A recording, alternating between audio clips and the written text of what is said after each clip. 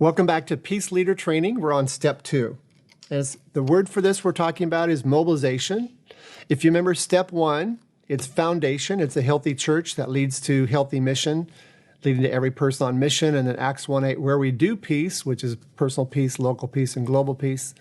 And now we're in step 2, which is mobilization. Once you're talking about our objective is every member on mission, the question is how? How do you do that? We're talking about how to examine the principles to help every member to live on mission, learn the mobilization process and challenges of a successful mission program, and then exposure to methods and tools to overcome challenges, understanding the change process.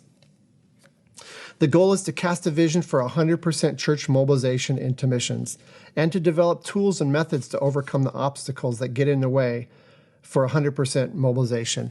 Here's some principles I want you to consider as you begin to lead your church into living on mission. First, ask the Lord of the harvest for more workers. Create a peace team, create a peace prayer team. In Matthew 9:37-38, you probably know this very well. Then he, Jesus, said to his disciples, "The harvest is plentiful, but the workers are few. Ask the Lord of the harvest, therefore, to send out workers into his harvest field." Start there. The harvest is plentiful, the workers are few. He gives a solution, which is to go to him and ask. Now, I want you to be careful of this whole concept of asking God for something, because what I found in my life is when I go to the Father and ask him for more people, he usually stops and looks at me and says, "So Mike, what are you doing?" So be ready to answer the prayer first, because as a leader, people are going to say, "Well, how are you doing it? Can we come and see with you?" Second, accept your church members and attenders where they're at. Know and define your audience. Who's your audience? Who are you talking to? And then change everything that doesn't connect with your audience.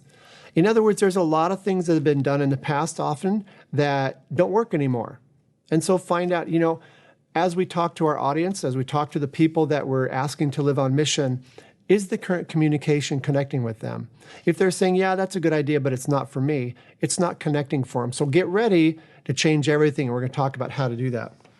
Third, direct where you want to take your church members and attenders. What do you want your missions program to look like? What do you envision happening? What do you envision it looking like? And then clarify your vision, develop your strategy, identify your action steps. That's what's coming up next.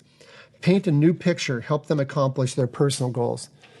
People are motivated by meeting their own personal goals. What's going to benefit me? What's going to help me also see what God's called me to do? And then take missions into every area of your church, youth, men, women, singles. This is for every member on mission. And we have sometimes groupings within our church that are a little bit isolated from other parts. And so there's a chance to get to the leaders of those parts of the church, whether it's men's ministry or women's or children's or youth or singles, and say, "Hey, how can we serve you to help your members live on mission?" Fourth, infect your church members and attenders with a new vision. This is a chance to cast a new vision. There's something new happening. There's something exciting that we're going to be doing. There's something that you can be involved in. That's something that everyone can be involved in. And then the question is, how do you move your church members and attenders into a new vision? So we're going to get there. And in order to take your church members and attendees with you on this new exciting journey, bring in the fun factor. If they don't think that this is going to be enjoyable and pleasant and fun, they're not going to do it. If they think this is hard and difficult and strange and foreign and you got to eat bad food and live on planes and eat dust, it isn't going to work. And that's not what mission's about. It's not about where you're going.